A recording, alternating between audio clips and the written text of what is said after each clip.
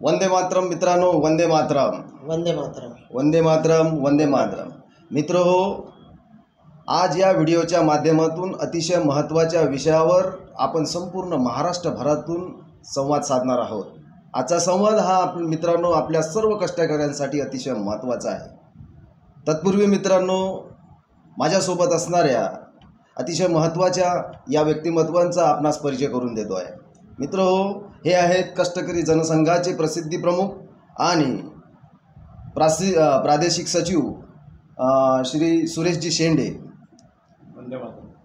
त्याचप्रमाणे माझ्या बाजूला आहेत एस.टी. कोऑपरेटिव्ह बँकेचे संचालक माननीय सुरेंद्रजी उके.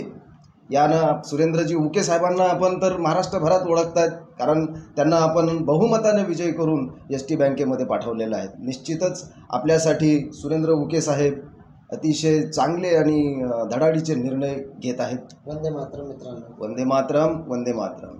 तर मित्र हो, आजच्या आपल्या या संवादाचा विषय संवादामध्ये घेण्याच्या पूर्वी आपणा सर्वांना एक आग्रहाची माझ्या वतीनं विनंती आहे की हा जो चॅनल आपण चालवतो आहे तो चॅनल आपल्या कष्टकऱ्यांच्या हितासाठी चालवतो. कष्टकऱ्यांना अतिशय महत्त्वाची जी काही माहिती आहे ती पुरवण्यासाठी चालवतो आहे. म्हणून कष्टकरी मित्रांनो, सर्वप्रथम हा व्हिडिओ आपल्या मोबाईलवर आल्यानंतर जेव्हा आपण याला चालू करता तेव्हा सर्वप्रथम चॅनलला सबस्क्राईब करायला विसरू नका आणि व्हिडिओ पूर्णपणे बघा. म्हणजे व्हिडिओच्या माध्यमातून मला जे काही आपणास सांगायचे आहे व आपल्याला त्यावरती जी काही भूमिका घ्यायची आहे ती आपल्याला ठरवता येईल. म्हणून व्हिडिओ पूर्णपणे बघा आणि व्हिडिओला लाईक करायला मात्र विसरू नका. तर मित्रांनो, आजचा संवाद आपण सुरू करूया. संवाद अतिशय महत्त्वाचा आहे. आज संपूर्ण महाराष्ट्रभरात अतिशय महत्त्वाच्या घडामोडी एस.टी. महामंडळाच्या कष्टकऱ्याच्या संबंधामध्ये सुरू आहेत. कष्टकरी जनसंघसुद्धा कष्टकऱ्यांच्या हितासाठी पोटतिडकीने काम करतो आहे. सर्वात महत्त्वाचा विषय आजच्या संवादाचा असा आहे मित्रांनो, दिनांक 1 ऑगस्ट 2024 रोजी एस.टी. कष्टकरी जनसंघाची एस.टीच्या व्यवस्थापनासोबत मुंबई या ठिकाणी माननीय उपाध्यक्ष व्यवस्थापकीय संचालक डॉक्टर माधव कुसेकर यांच्या अध्यक्षतेखाली पार पडली. तर मित्र हो, प्रत्यक्षात या बैठकीला राज्य परिवहन महामंडळाचे व्यवस्थापकीय संचालक डॉक्टर माधव कुसेकर हे अध्यक्ष होते. श्रीमान गिरीश देशमुख वित्तीय सल्लागार व मुख्य लेखा अधिकारी उपस्थित होते. श्रीमान मोहनदास भरसट महाव्यवस्थापक कर्मचारी व औद्योगिक संबंध उपस्थित होते. महामंडळाचे मुख्य विधी सल्लागार डॉक्टर अजय नाथानी उपस्थित होते. कामगारांचं प्रशासनामध्ये नेतृत्व करणारे, कामगारांची बाजू मांडणारे श्रीमान राजेश कोंडवडेकर मुख्य कामगार अधिकारी हे सुद्धा त्या ठिकाणी उपस्थित होते. तसेच त्या मुख्यालयातील कामगार अधिकारी श्रीमान चंद्रकांत घाटगे हे त्या ठिकाणी उपस्थित होते. तर कष्टकरी जनसंघाच्या वतीनं श्री मनोज मुदलियार जे सरचिटणीस आहेत, श्री अजित मगरे जे उपाध्यक्ष आहेत व मी स्वतः, तसेच संचालक श्री धीरज तिवारी, संतोष राठोड, मनोज कुमार धकाते आणि कष्टकरी जनसंघाचे खजिनदार कोषाध्यक्ष संजय इंगळे, श्री अतुल पांडुरंग शितापराव, संचालक साहेब श्री जयवंत शेडके साताऱ्याहून उपस्थित होते. श्री रुपेश माने पुण्यावरून उपस्थित होते. मित्रांनो, या व्हिडिओच्या माध्यमातून संवाद साधत असताना कदाचित हा संवाद अर्ध्या तासापेक्षा जास्त होऊ शकतो. तर व्हिडिओ आपण पूर्ण पाहिला पाहिजे, म्हणजे नेमकं त्या बैठकीत काय घडलं हे आपल्याला माहिती होईल. तर मित्रांनो, सगळ्यात महत्त्वाचा आणि अतिशय जिव्हाळ्याचा विषय आहे मित्रांनो. आपण 2022 साली दुखवटा आंदोलन केले. दुखवटा आंदोलन जवळजवळ 165 दिवस चालले आणि त्यामुळे मित्रांनो आपल्या वार्षिक वेतनवाढी 6 महिन्याने पुढे गेल्यात. आपल्यातील काही सेवानिवृत्त कर्मचारी सेवानिवृत्त होत असताना त्यांचे उपादान कापले गेले आणि म्हणून हा विषय प्राधान्यानं सर्वप्रथम त्यावेळी चर्चेला घेण्यात आला. चर्चेचा विषय होता सन 2022च्या दुखवटा काळातील मान्य उच्च न्यायालयाने दिलेल्या निकालामध्ये सेवा सलगता नियमित करणे व खातेअंतर्गत होणाऱ्या परीक्षेसाठी 240 दिवसाची अट रद्द करणे. तर यावरती मित्रांनो सविस्तर चर्चा झाली आणि या चर्चेच्या माध्यमातून माननीय उपाध्यक्ष व व्यवस्थापकीय संचालक यांच्या निदर्शनास आणून देण्यात आले की सेवा सलगता, सेवा सातत्य, अखंड सेवा असे 3 वेगवेगळ्या प्रकारचे मराठी लिटरेचरमधील शब्द जे आहेत त्यांचा इंग्रजी लिटरेचरमध्ये एकमेव शब्द आहे आणि तो आहे कंटिन्युटी ऑफ सर्व्हिस. जर कंटिन्युटी ऑफ सर्व्हिस याची परिभाषा 1972च्या कायद्याप्रमाणे जी आहे ती कशी आहे की माननीय कुशेकर साहेबांनी एक पत्र निर्गमित केलं आहे 15/7/2024 रोजी. 15/7/2024 रोजी उपादानाच्या संबंधाने आणि त्यामध्ये त्यांनी त्याची परिभाषा दिलेली आहे. परिभाषा काय म्हणते आहे मित्रांनो, हा कायदा लागू होण्यापूर्वी किंवा त्यानंतरच्या काळात आजारपण, अपघात, रजा, परवानगीशिवाय नोकरीवर गैरहजर राहणे, कार्यस्थिती म्हणजे ले ऑफ, संप किंवा टाळेबंदी किंवा कामगारांचा दोष नसताना, हे वाक्य अतिशय महत्त्वाचं आहे मित्रांनो. याच्यामध्ये कामगारांचा दोष नसताना करण्यात आलेली कामबंदी इत्यादी कारणामुळे वाया गेलेल्या दिवसांचा सलग म्हणजे कंटिन्यू अखंड नोकरीत समावेश होईल. ही आहे मित्रांनो कंटिन्युटी ऑफ सर्व्हिस म्हणजे सेवा सलगता, सेवा सातत्य, अखंड सेवा. याची व्याख्या करणारा हा कायदा पेमेंट ऑफ ग्रॅच्युटी ॲक्ट म्हणजे उपादान कायदा 1972 त्याच्यात दिलेली ही व्याख्या. म्हणजेच वरील कारणामुळे जरी सलग नोकरीत व्यत्यय येत असला तरी तो कालावधी सलग नोकरीचे दिवस मोजताना विचारात घेण्यात यावा. तर मित्रांनो, या कायद्याच्या व्याख्येप्रमाणे आपला दोष होता काय त्या मागे आंदोलन जे झाले त्याच्यात? नाही. त्याच्यात दोष कोणाचा? तर त्याच्यामध्ये दोष आहे कृती समितीचा. हे स्पष्टच आहे, याच्यावरती स्पेशल भाष्य करण्याची गरज नाही. तर मित्रांनो, विषय इथे असा आहे की सेवा सातत्य, अखंड सेवा, सेवा सलगता is equal to continuity of service by the act 1972 म्हणजे 1972च्या कायद्याप्रमाणे. अशाच प्रकारची व्याख्या मित्रांनो इंडस्ट्रियल ॲक्ट 1947 मध्ये सुद्धा अशाच प्रकारची व्याख्या केलेली आहे. त्याचप्रमाणे माननीय उच्च न्यायालयाने निर्णय दिला आहे की कंटिन्युटी ऑफ सर्व्हिस विदाऊट बॅकवेजेस. तर मित्रांनो, विदाऊट बॅकवेजेस म्हणजे काय की तुम्ही मागच्या कालावधीचा तुम्हाला वेतन मिळणार नाही. अरे जर कामच केलं नाही तर वेतन देण्याची किंवा वेतन मागण्याची आवश्यकताही नाही. परंतु कोर्टाने म्हटलं आहे की कंटिन्युटी ऑफ सर्व्हिस. तर या विषयावरती प्रदीर्घ चर्चा होत असताना माननीय विधी सल्लागार, मुख्य विधी सल्लागार, राप महामंडळ वर्ग 1 अधिकारी डॉक्टर अजय नाथानी यांनी त्या ठिकाणी माननीय अध्यक्षांच्या समोर मान्य केलं आहे. काय मान्य केलं आहे की त्या सर्व कर्मचाऱ्यांना उपादान द्यावे लागेल. आम्ही म्हटलो साहेब हे लिहून घ्या, उपादान द्यावे लागेल. तो आमचे कामगार अधिकारी, मुख्य कामगार अधिकारी जे आमच्या कामगाराची बाजू व्यवस्थापनामध्ये मांडतात त्यांनी सुद्धा म्हटलं आहे की साहेब आम्ही लिहून घेतो. त्यांनी लिहून घेतलं किंवा नाही घेतलं तो नंतरचा भाग आहे, कारण पेन आमच्या हाती नव्हता. पेन त्यांच्या हाती, वही त्यांच्या हाती, व्यवस्थापन त्यांचं, प्रशासन त्यांचं. तर त्यांनी काय लिहून घेतलं त्यांचं त्यांना माहिती. पण डॉक्टर अजय नाथानी यांनी ही बाब मान्य केली की दुखवटा काळामुळे जो काही व्यत्यय आला आहे तो सेवा सलगता समजून उपादान द्यावे लागेल, त्या काळाचे उपादान द्यावे लागेल. हा पहिला विजय मित्रांनो, हा पहिला विजय, त्या दिवशीच्या सभेचा पहिला विजय की उपादान आपणास त्या दिवशी मान्य करण्यात आले. परंतु दुसरा मुद्दा मित्र हो असा आहे, अतिशय महत्त्वाचा आहे.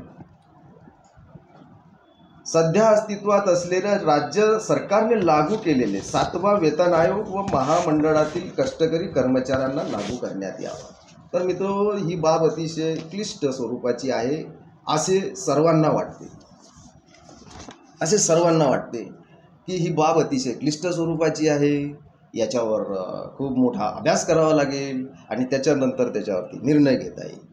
तर मित्र हो, यापूर्वी जवळजवळ 32-33 महामंडळांना किंवा शासनाच्या वेगवेगळ्या खात्यांना अशा प्रकारचा वेतन आयोग लागू करण्यात आला. मग तेव्हा कुठल्या अभ्यास समित्या नेमण्यात आल्या?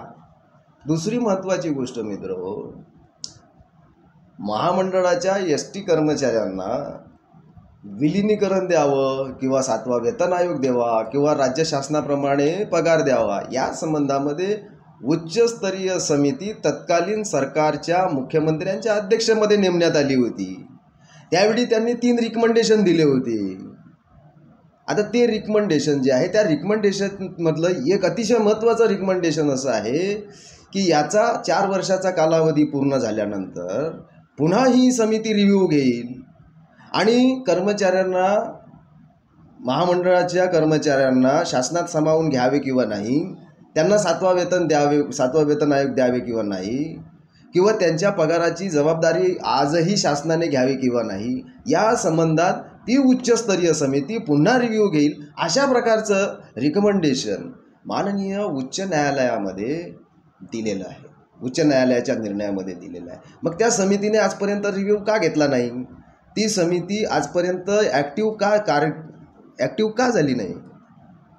बरं जाऊ द्या. त्याच्यानंतर सुद्धा कृती समितीतल्या काही संघटनांनी पुन्हा शासनासोबत आणि प्रशासनासोबत वाटाघाटी केल्या, बोलचाल केल्या आणि त्याच्या माध्यमातून ऑक्टोबर 2023 रोजी 4 ऑक्टोबर 2023 रोजी पुन्हा शासनाने एक शासन निर्णय निर्गमित केला आणि त्याच्यामध्ये 3 सदस्यीय समिती नेमण्यात आली.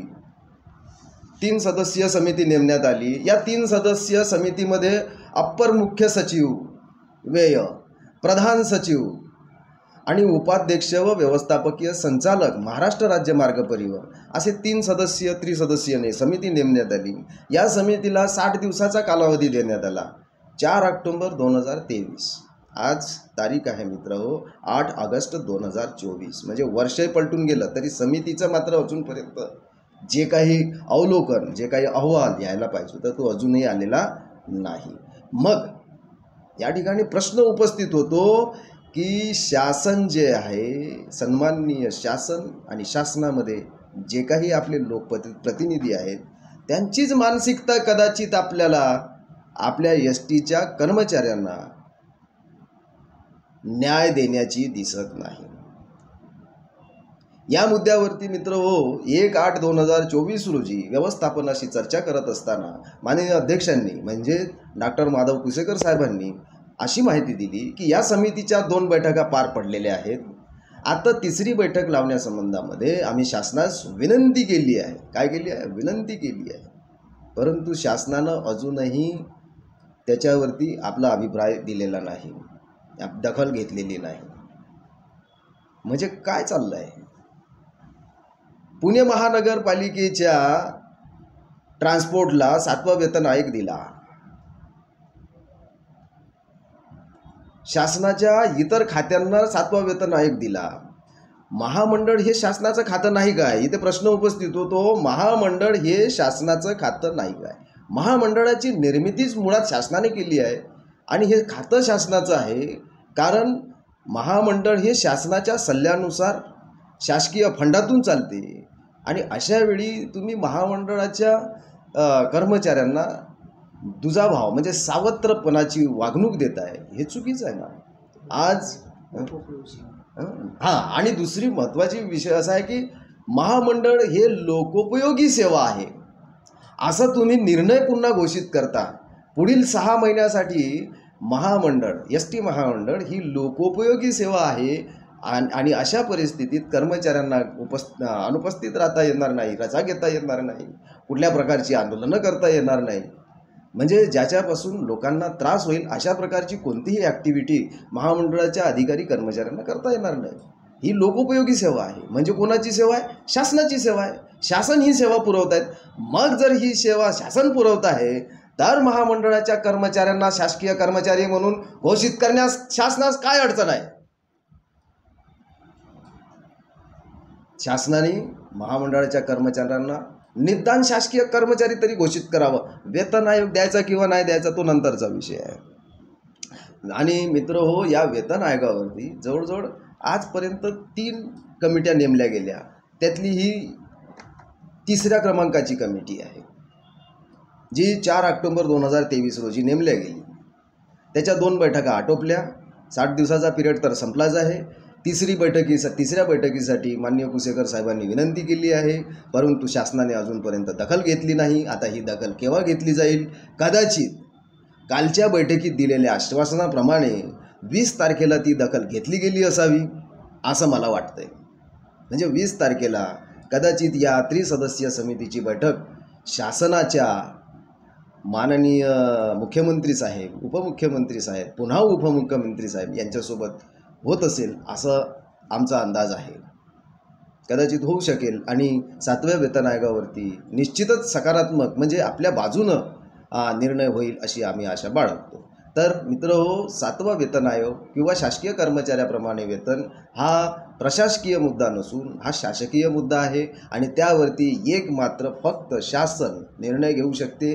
आणि आज आम्ही या व्हिडिओच्या माध्यमातून आपणास हे सांगू इच्छितो की सध्या अस्तित्वात असणारं सरकार हे लोकाभिमुख सरकार आहे. लोकांमधून निवडून गेलेले अतिशय लोकप्रिय असलेले असे आपले लाडके मुख्यमंत्री माननीय एकनाथजी शिंदे साहेब हे निश्चितच आपल्या संबंधात पॉझिटिव्ह निर्णय घेतील अशी आपण या व्हिडिओच्या माध्यमातून आशा बाळगूया. तर मित्रहो, त्याच्यानंतरचा आपला त्या बैठकीचा दुसरा विषय असा अतिशय महत्त्वाचा दुसरा विषय होता मित्रहो, शिस्त आवेदन प्रकरण, शिस्त आवेदन पद्धती. तर मित्रहो, हा सुद्धा अतिशय जिव्हाळ्याचा विषय आहे का? कारण शिस्त आवेदन पद्धती ही महामंडळाची अतिशय जुलमी आहे असा सर्व आपल्या कष्टकऱ्यांचा समज आहे. परंतु मित्रांनो, सर्वांनी एक गोष्ट आपल्या लक्षात घेतली पाहिजे की शासनाचं किंवा कोणतंही खातं असो, या प्रत्येक खात्याला शिस्त आवेदन पद्धती असते. ते सरकारी खातं असो, निमसरकारी खातं असो किंवा खाजगी खातं असो, या प्रत्येक खात्याला D&A असतो, म्हणजे डिसिप्लिन अँड अपील. त्याशिवाय कुठलंही खातं जे आहे ते व्यवस्थित डिसिप्लिनमध्ये शिस्तीमध्ये चालू शकत नाही. आणि म्हणून शिस्त आवेदन पद्धत रद्द करा ही मागणीच मुळात, आता त्यावरती मी भाष्य करणार नाही, परंतु शिस्त आवेदन पद्धत ही अस्तित्वात असतेच. आणि ती कशी असली पाहिजे? तर ती कामगारांच्या कल्याणकारी भूमिकेला लक्षात घेणारी असली पाहिजे. कामगारांवर जुलमी अत्याचार करणारी ती शिस्त आवेदन पद्धती नसली पाहिजे. निश्चितच स्वरूपात जर एखादा कर्मचारी, एखादा अधिकारी चोरी, लबाडी, बैमानी अशा प्रकारचे जर अपहार गुन्हे करत असेल तर त्याच्यावरती त्या शिस्त आवेदन पद्धतीमध्ये कठोर शिक्षा असली पाहिजे. कारण त्याच्यामुळं खात्याची बदनामी होणार आहे, खात्याचं उत्पन्न बुडणार आहे. आणि म्हणून अशा अधिकारी कर्मचाऱ्यांना खात्यामध्ये ठेवून उपयोग नाही. म्हणून ती शिस्त आवेदन पद्धती तेवढी कठोर पण असली पाहिजे. या ठिकाणी मित्रहो, मुद्दा चर्चेला घेण्यात यासाठी आला की शिस्त आवेदन पद्धती जी आहे ती खरोखरच अतिशय कठोर, अतिशय जुलमी आहे आणि चालक, वाहक आणि यांत्रिक या कर्मचाऱ्यांवर अन्याय करणारी आहे. कर्मचाऱ्याच्या प्रतिनिधीने त्या कसूरदाराची बाजू स्पष्टपणे सक्षम प्राधिकाऱ्यासमोर मांडली असताना, कोणत्याही प्रकारचे गुन्हे सिद्ध होत नसताना सुद्धा सक्षम प्राधिकारी शिस्त आवेदन पद्धतीने निश्चित केलेली जी काही शिक्षा आहे, जो काही दंड आहे, तो मात्र निश्चित स्वरूपात देतो. आपला अभिप्राय, आपले निर्णय, आपले निष्कर्ष देत असताना तो म्हणतोय की तुमच्यावरती हे सगळे कलम सिद्ध होत आहेत. जरी त्यांनी सक्षम प्राधिकाऱ्यासमोर समक्ष चौकशीमध्ये ते सगळे गुन्हे खोडून काढलेत तरी सुद्धा मग शेवटी या आपल्या कसूरदाराला त्या सक्षम प्राधिकाऱ्याची कचेरी सोडून त्याच्या वरच्या कचेरीत जावं लागतं, ज्युडिशियरीकडे. हा कशी ज्युडिशियरी आहे, पण याच्यापेक्षा वरिष्ठ असतो तो ज्युडिशियरी आणि तिथे जावं लागते न्याय मागायला. मग त्या ठिकाणी प्रशासनाचाही पैसा खर्च होतो आणि कष्टकऱ्याचा सुद्धा पैसा खर्च होतो, वेळ वाया जातो आणि मानसिक ताण वाढतो. अशा प्रकारची ही जुलमी प्रकारची शिस्त आवेदन पद्धती आहे. यावरती अभ्यास करून नव्यानं शिस्त आवेदन पद्धती तयार करण्यात यावी, जे कर्मचाऱ्यांच्या वेलफेअरसाठी काम करेल, कर्मचाऱ्यांच्या अधिकाऱ्यांच्या वेलफेअरसाठी काम करेल. दुसरा अतिशय महत्त्वाचा मुद्दा आहे मित्रांनो, या ठिकाणी शिस्त आवेदन पद्धतीच्या अनुषंगानं त्या ठिकाणी चर्चा करण्यात आली काय की आपल्या महामंडळात सद्यस्थितीमध्ये 2 प्रकारच्या शिस्त आवेदन पद्धती अस्तित्वात आहेत. 2 प्रकारच्या शिस्त आवेदन पद्धती आहेत, जी दिवाकर रावते साहेबांच्या काळामध्ये 2019 साली निर्गमित करण्यात आली होती शिस्त आवेदन पद्धती 50/2019 31/12/2019 रोजी. आणि दुसरी एक शिस्त आवेदन पद्धती आहे 16/2005 27/5/2005 पासून. अशा 2 प्रकारच्या मित्रांनो शिस्त आवेदन पद्धती अस्तित्वात आहेत. शिस्त आवेदन पद्धती रद्द करण्याबाबत चर्चा करण्यात आली. त्यामध्ये भाष्य करत असताना निर्णय सुनावण्यात आला. कर्मचारी वर्ग खाते परिपत्रक क्रमांक 50/2019 31/12/2019 अन्वये सुधारित शिस्त आवेदन कार्यपद्धतीचा नमुना सूचना निर्गमित करण्यात आल्या होत्या. परंतु ही शिस्त आवेदन पद्धती त्या काळात मान्यताप्राप्त असलेल्या संघटनेने चॅलेंज केली.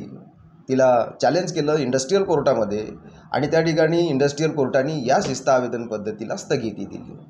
परंतु त्या मान्य औद्योगिक न्यायालयाने स्थगिती दिली असताना त्यामध्ये त्यांनी उल्लेख केला आहे की ETIM मशीनच्या संबंधाने जे काही प्रकरणं घडत असतील अधिकारी असो कर्मचारी असो त्याला या शिस्त आवेदन पद्धतीप्रमाणे कार्यवाही करावी अशा प्रकारचा निर्णय मान्य औद्योगिक न्यायालयाने दिला असं त्यांचं म्हणणं आहे. या निर्णयामध्ये त्यांनी बैठकीच्या इतिवृत्तामध्ये म्हटलेलं आहे. परंतु मित्र आमची मागणी त्या ठिकाणी ही होती की 2 शिस्त आवेदन पद्धती कशा काय 2 शिस्त आवेदन पद्धती कशा काय. वाहकाचं जर काही अपहार प्रकरण घडलं ETIM मशीनच्या संबंधात तर त्याला 50/19च्या माध्यमातून कारवाई केल्या जाते आणि त्याच्या व्यतिरिक्त इतर जे काही प्रकरणं घडत असतात त्याला 2005च्या शिस्त आवेदन पद्धतीप्रमाणे 16/2005च्या शिस्त आवेदन पद्धतीप्रमाणे काम केल्या जाते. तर ह्या 2 प्रकारच्या शिस्त आवेदन पद्धती महामंडळात नसाव्यात ही आमची मागणी होती. आणि ती 2016ची जी शिस्त आवेदन पद्धती आहे तिचा रिव्ह्यू घेऊन तिच्यामध्ये या ETIM संबंधित जे काही प्रकरण आहे ते त्याच्यामध्ये समाविष्ट करावे व शिस्त आवेदन पद्धती दुरुस्त करावी व कष्टकऱ्यांची कल्याणकारी कष्टकऱ्यांसाठी अतिशय घातक अशी शिस्त आवेदन पद्धती असू नये अशा प्रकारची आम्ही त्या ठिकाणी चर्चेमध्ये निवेदन केले होते. मान्य कुशेकर साहेबांनी यावरती भाष्य करताना आम्हास सांगितले मार्गदर्शन केले की आजच्या चर्चेमध्ये आपण जो हा विषय घेतला अतिशय महत्त्वाचा आहे. खरोखर 2 शिस्त आवेदन पद्धती अस्तित्वात असायला नको कारण एक खाता एकच शिस्त आवेदन पद्धती. तर त्यांनी निर्देश देत असताना ते बोललेत की तुमच्याकडे जनसंघाकडे अशा प्रकारची जर काही उदाहरणं असतील तर त्या उदाहरणासह व्यवस्थापनाला तुम्ही तसा पत्रव्यवहार करा. निश्चित त्या स्वरूपावरती आम्ही विधी खात्याच्या अंतर्गत अभ्यास करू आणि शिस्त आवेदन पद्धतीमध्ये बदल घडवून आणू. तर ही सकारात्मक चर्चा पॉझिटिव्ह चर्चा त्या ठिकाणी झाली. त्याच्यामध्ये कष्टकऱ्याच्या बाजूने हा निर्णय झाला मित्रांनो. तर यामध्ये निर्णय सुनवत असताना मात्र इतिवृत्तामध्ये त्यांनी वेगळ्या प्रकारे आपल्याला उत्तरे दिलेली आहेत. म्हणजे प्रत्यक्षात जी चर्चा झाली ती चर्चा यामध्ये उल्लेख न करता या कोणत्या अधिकाऱ्यांनी हे किंवा कोणीही ड्राफ्टिंग केली हे कळावयास मार्ग नाही मित्रांनो. आमचा विषयच नव्हता की तुम्ही जे काही परिपत्रक 3 वेतनवाढी रद्द करण्याचं जे परिपत्रक आहे 5 वेतनवाढी रद्द करण्याचं परिपत्रक होतं ते रद्द करून 3 भावी वार्षिक वेतनवाढी रद्द कराव्या अशा प्रकारचं परिपत्रक. आमचा तो विषयच नव्हता. आमचा विषय काय होता की शिस्त आवेदन पद्धती दुरुस्त करण्यात यावी. तुम्हाला किती वेतनवाढी करायच्या आणि काय करायच्या तो नंतरचा विषय आहे. त्यावरती आम्ही स्पेशली तुम्हाला पुन्हा भेटू पुन्हा चर्चा करू अशा प्रकारे. पण त्यांनी तो विषयसुद्धा यामध्ये निर्णयामध्ये घातलेला आहे. तर अशा प्रकारे मित्र हो आजपर्यंत कष्टकऱ्यांची दिशाभूल व्यवस्थापनाने केलेली आहे आणि यापुढे ते करत राहणार आहे. तर मित्र हो कष्टकरी मित्रांनो जागृत राहा. कोणाच्याही भूलथापांना अजिबात बळी पडायचं नाही. राहू दे भूलथापांना अजिबात बळी पडायचं नंतर अजिबात बळी पडायचं नाही. कुठल्याही आंदोलनात कुठल्याही कार्यक्रमात सहभागी होत असताना पुरेपूर विचार करायचा की खरोखर आपण योग्य मार्गाने जात आहोत काय. आजपर्यंत या संघटनांनी आपल्याला न्याय देण्याचा प्रयत्न केला आहे का आणि जर नाही केला तर मग त्यामध्ये आपण सहभागी होऊन आपण आपल्या पायावर कुऱ्हाड मारून घेण्यास काय अर्थ आहे. काय अर्थ आहे. आपण एवढ्या दिवसापासून आत्मक्लेश करतो आहे पण त्याचा काय उपयोग होतो आहे का. आत्मक्लेश करतोय, आपण स्वतःला त्रास देतोय आणि आपल्यामुळे आपलं कुटुंब त्रासात जीवन जगत आहे. तर मित्रो, त्या दिवशीची आपली 1/8/2024ची जी बैठक आहे ती अतिशय सकारात्मक म्हणजे पॉझिटिव्ह झाली. पॉझिटिव्ह आणि कष्टकऱ्यांना न्याय देणारी झाली. परंतु बैठकीचे इतिवृत्त येत असताना त्या इतिवृत्तामध्ये व्यवस्थापनाने आपली बाजू पूर्णपणे फिरवून घेतलेली आहे. म्हणून या व्हिडिओच्या माध्यमातून प्रशासनास विनंती आहे की प्रत्यक्षात जी चर्चा झाली, जे निर्णय झाले, ते निर्णय या इतिवृत्तामध्ये येणे आवश्यक होते.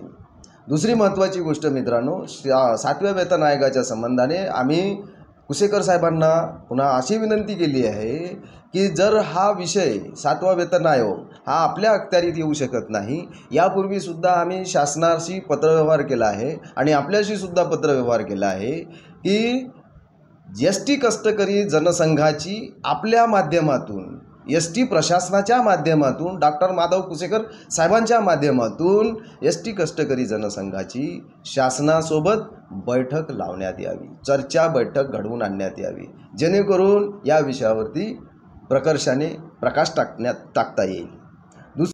तर मला या व्हिडिओच्या माध्यमातून एवढंच म्हणायचं आहे की कोणत्या वर्गाची, कोणत्या खात्याच्या कर्मचाऱ्याची वेतन श्रेणी काय असली पाहिजे, त्याचा वेतन किती असला पाहिजे, त्याचा शैक्षणिक स्टेटस काय असला पाहिजे, याचा अभ्यास करण्यासाठी शासनाकडे मनुष्यबळ आहे आणि प्रशासनाकडे सुद्धा मनुष्यबळ आहे. त्यांनी विविध प्रकारच्या समित्या आजपर्यंत नेमल्या आहेत. त्या सर्व समित्यांचा अहवाल प्रदर्शित करावा, जो आजपर्यंत प्रदर्शित करण्यात आलेला नाही.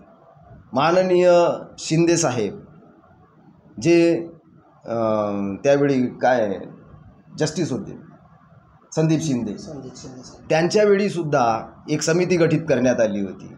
तिचा अहवाल अजूनपर्यंत आलेला नाही. त्याचप्रमाणे आता या 10 ऑक्टोंबर महिन्यात म्हणजे 2023च्या ऑक्टोंबर महिन्यात एक समिती गठीत करण्यात आली. आंदोलन काळामध्ये सुद्धा एक समिती गठीत करण्यात आली. अशा कितीतरी समित्या गठीत करण्यात आल्या. त्यांचे अहवाल कुठे आहेत? त्यांचा रीतसर स्टॅटिस्टिक म्हणजे सांख्यिकी अहवाल तो आला पाहिजे, तो जनमानसापर्यंत पोचला पाहिजे.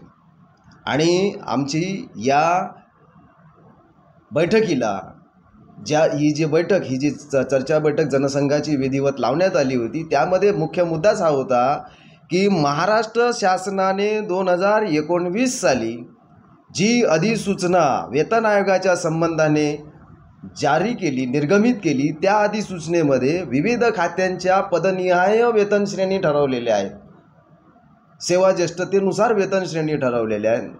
त्याप्रमाणेच एस.टी. महामंडळाची हे सुद्धा शासकीय खातं आहे आणि म्हणून या शासकीय खात्याची सुद्धा पदनिहाय सेवा ज्येष्ठतेप्रमाणे वेतन श्रेणी ठरवण्यात यावी व शासकीय कर्मचाऱ्याने 7व्या वेतन आयोगाप्रमाणे वेतन देण्यात यावं, अशा प्रकारची मागणी होती. अधिसूचना जी दिलेली आहे त्या अधिसूचनेमध्ये सुद्धा मित्रहो सहाय्यक कारागीर, इलेक्ट्रिशियन, चालक, वाहक अशा प्रकारची पदं आहेत. मग ते सगळं सॉर्ट आऊट करून एक वेगळी अधिसूचना तुम्ही शासन जाहीर करू शकते. याच्यासाठी वेगळी समिती नेमायची काय गरज आहे?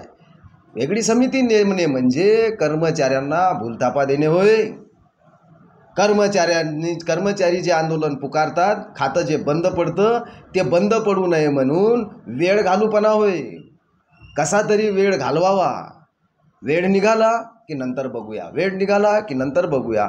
तर या व्हिडिओच्या माध्यमातून माननीय सन्माननीय मुख्यमंत्री साहेब, उपमुख्यमंत्री साहेब व पुन्हा मुख्यमंत्री साहेब या सर्वांना आग्रहाची विनंती आहे की ज्या आजपर्यंत समित्या नेमल्या गेल्या त्या सर्व समित्यांच्या अहवालाला एकत्रित करून त्याचा स्टॅटिस्टिक तयार करून आमच्या एस.टी. कर्मचाऱ्यांना न्याय देण्यात यावा. पुन्हा समितीची भाषा माननीय शासनाने करू नये.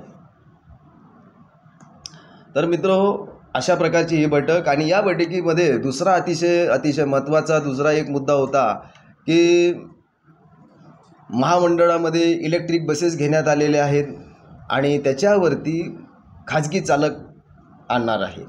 तर आमचं म्हणणं असं होतं की खाजगी चालक आणण्यापेक्षा तुम्ही चालकांची भरती करा. तर हा प्रशासनाकडून त्याचं उत्तर असं मिळालं की हा धोरणात्मक मुद्दा आहे, यावरती फक्त शासन निर्णय घेऊ शकते, प्रशासन निर्णय घेऊ शकत नाही, आणि म्हणून हा मुद्दासुद्धा शासनाच्या झोळीमध्ये आहे. दुसरा अतिशय महत्त्वाचा मुद्दा होता मित्र हो, आपल्या एस टी महामंडळाच्या एस टी बसेसना वेळोवेळी कुठल्याही आंदोलनामध्ये टार्गेट केल्या जातं, बसेस जाळपोळ केल्या जातात, महामंडळाची आगारं बंद ठेवली जातात, आणि अशावेळी काय होतं, कर्मचाऱ्यांना कामगिरी मिळत नाही, म्हणजे त्यांना हजेरीसुद्धा दिल्या जात नाही. तर आमची अशी मागणी होती की ज्या बसेस जाळपोळ होतात, जे नुकसान होतं, त्याची नुकसान भरपाई त्या आंदोलनकार्यांवरतून घेतली पाहिजे, करण्यात आली पाहिजे. जे कोणी आंदोलनकारी असतील, ज्या कोणी आंदोलनकार्यांनी त्या बसेस जाळल्या असतील, त्यांच्याकडून त्याची नुकसान भरपाई महामंडळाने घेतली पाहिजे.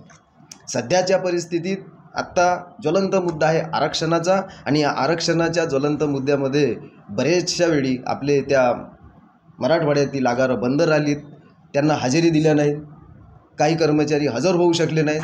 तर आम्ही त्या ठिकाणी म्हटलं आहे की जे कर्मचारी या आंदोलनामुळे हजर होऊ शकले नाही, अशांनासुद्धा हजेरी देण्यात यावी, व जे हजर झाले पण एंगेज होऊ शकले नाही, त्यांनासुद्धा हजेरी देण्यात यावी. तर मित्र हो, ही बाब माननीय मुख्य विधी अधिकारी व मुख्य कर्मचारी वर्ग अधिकारी या दोघांनी मान्य केली, शिवाय डॉक्टर माधव कुसेकर साहेब यांनी सुद्धा मान्य केलं आहे की नाही, हे तर न्यायाची बाजू आहे आणि हे आपण दिलं पाहिजे, त्या कर्मचाऱ्यांना हजेरी दिली पाहिजे.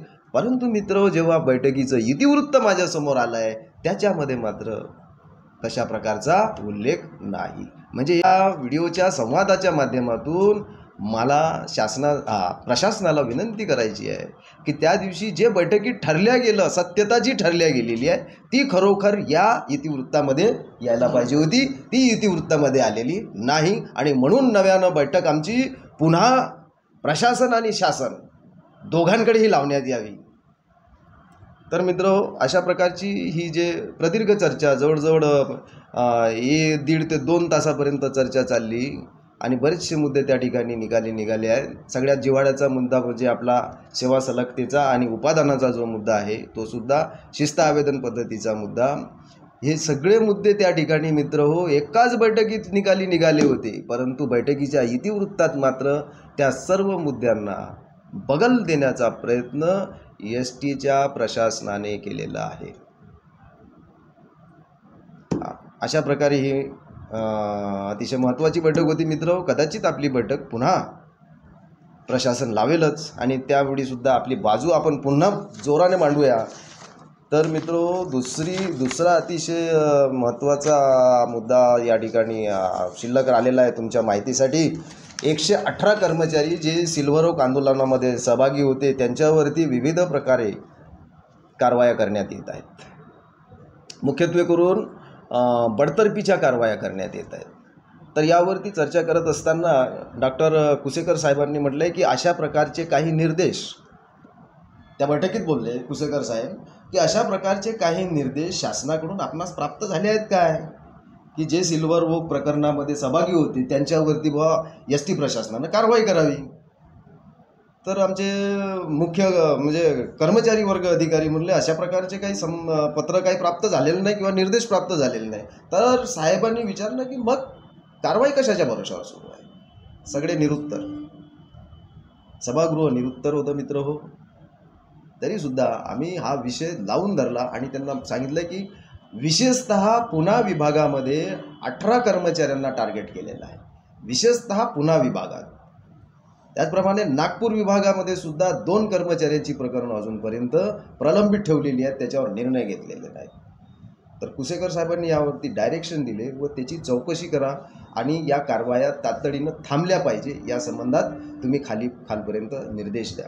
परंतु इतिवृत्तात मात्र वेगळ्या प्रकारे उत्तर या ठिकाणी दिलेलं आहे. इतिवृत्तात काय म्हटलं आहे, याबाबत कर्मचारी वर्ग खात्याअंतर्गत तपासणी करून आवश्यक ती कारवाई करण्यात येईल. म्हणजे हे एवढं तरी त्यांनी पॉझिटिव्ह असं उत्तर या ठिकाणी दिलेलं आहे. तर मित्रहो, आजच्या या व्हिडिओच्या माध्यमातून आपणास 1/8/2024 रोजी जी बैठक झाली, त्या बैठकीमध्ये अतिशय सकारात्मक, पॉझिटिव्ह आणि आपल्या बाजूनं महामंडळाच्या व्यवस्थापनाने निर्णय दिलेत, परंतु इतिवृत्तामध्ये मात्र वेगळ्या प्रकारचे निर्णय दिलेत. तर या व्हिडिओच्या माध्यमातून माननीय कुसेकर साहेबांना पुन्हा आग्रहाची विनंती आहे की हे इतिवृत्त आपण पुन्हा एकदा तपासावे व पुनश्च कदाचित आपणास वाटत असेल तर कष्टकरी जनसंघाची पुन्हा बैठक लावावी आणि या मुद्द्यांवरती सविस्तर चर्चा करावी. तसेच या व्हिडिओच्या माध्यमातून मान्य कुसेकर साहेबांना व सन्माननीय शासनास अशी आग्रहाची विनंती आहे की आंदोलन झाल्यामुळं, दुखवटा आंदोलन झाल्यामुळं तत्कालीन शासनाने एस टी कष्टकऱ्यांना 2.5, 4, 5 अशा प्रकारची वेतनवाढ, अंतरिम वेतनवाढ दिली. या अंतरिम वेतनवाढीमुळे काय झालं आहे की कष्टकऱ्यांच्या वेतनामध्ये अनियमितता आलेली आहे. जो काल लागला तो परवाच्या कर्मचाऱ्यापेक्षा 1000-2000 पुढे गेला. म्हणजे जो आजचा जो सिनियर, कालचा ज्युनियर तो आजचा सिनियर झालेला आहे. आणि यामुळे कष्टकऱ्यांमध्ये, एस टीच्या कर्मचाऱ्यांमध्ये भेदभावात्मक वातावरण निर्माण झालं. हे भेदभावात्मक वातावरण जे आहे हे असंतोषाचं जनक आहे. या असंतोषामुळे केव्हाही एस टी कष्टकऱ्यांचं आंदोलन होऊ शकतं. सिनियर ज्युनियर, वरिष्ठ कनिष्ठ हा भेदभाव निर्माण झालेला आहे.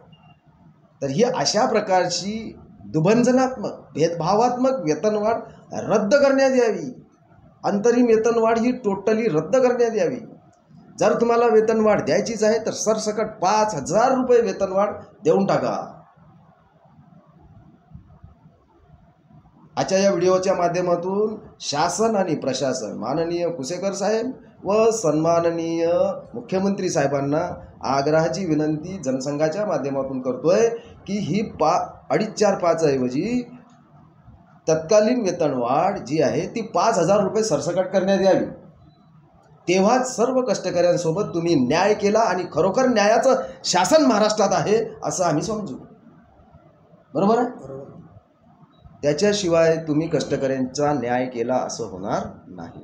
तर मित्रहो, आजचा हा व्हिडिओ, आज या व्हिडिओच्या माध्यमातून जर चर्चा केली ती आपणास कशी काय वाटली त्या संबंधात कमेंटमध्ये जाऊन निश्चित कमेंट करा. चांगले वाईट जे काही कमेंट असतील, तुम्हाला जे काही वाटत असेल, आम्हाला त्याचं काही वाटणार नाही. आम्ही त्या प्रत्येक कमेंटचा विचार करू आणि त्याच्यापासून आम्ही मार्गदर्शन घेऊ की आम्हाला पुढे काय करता येईल, चांगलं काय करता येईल. म्हणून कमेंट अवश्य करा.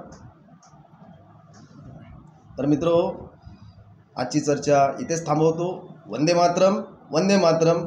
माझ्या बाजूला बसलेले आहेत नागपूर विभागाचे विभागीय अध्यक्ष सन्माननीय किशोरजी इंगोले. हे घाटरोड आगारामध्ये वाहक चालक पदावरती कार्यरत आहेत आणि खंते कार्यकर्ते आहेत जनसंघाचे. नागपूर विभागामध्ये कष्टकरी जनसंघ सन्माननीय इंगोले साहेबांनी टिकवून ठेवलेला आहे. नागपूर विभागात जर जनसंघाचा डंका वाजत असेल तर तो फक्त आणि फक्त इंगोले साहेबांमुळे आहे.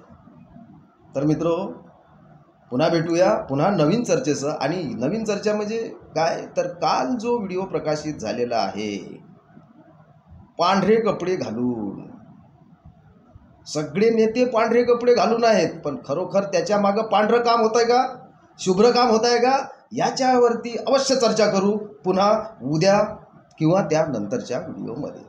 तत्पूर्वी तुम्ही या चॅनलशी जुळून राहा. वंदे मातरम, वंदे मातरम, वंदे मातरम.